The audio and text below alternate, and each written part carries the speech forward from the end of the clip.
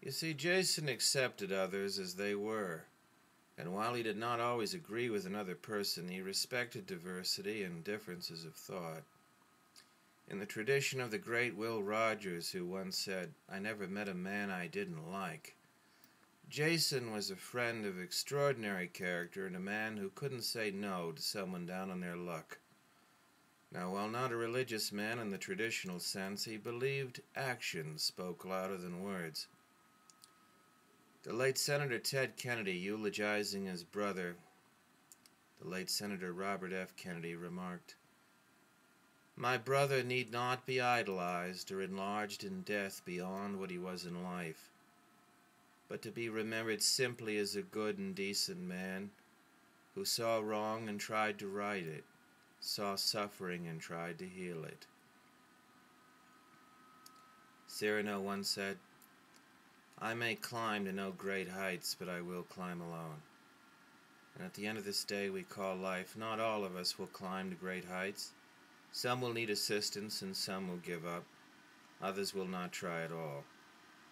Facing adversity and at times certain defeat, my friend and brother would for the longest time face fear in the eye. Now I know many of you have a different view in light of the circumstances in which Jason passed on from this life. Many will, without having faced such adversity, say that suicide is a coward's way out. Others, possessing a religious faith seldom tested, may remark that the Lord never lets us suffer beyond what we can endure. Well, friends, to you I say, how fortunate that you are. The good health and a happy life have preserved you in blissful ignorance, and may you never have occasion to question such a childlike worldview.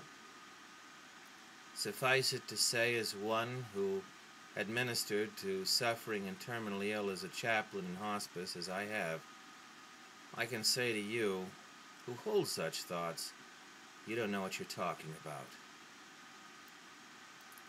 Was Jason Jordan perfect? Absolutely not. Did he drink a little too much or spend a bit more time at the green table than some might have? Perhaps so. He was not perfect. This is a title reserved only to the Lord, and would he, if given the chance to do some things differently, do so? Most likely, yes. It's been said that true character comes from the regret of things done or said that we wish we could change or make amends for if only we could.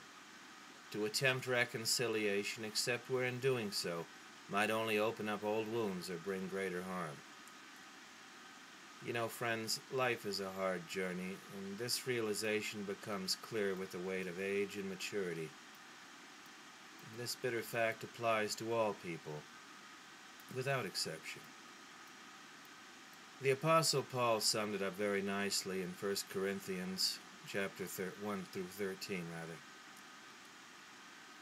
"If I speak in the tongues of men and of angels, but do not have love, I am only a resounding gong or a clanging cymbal.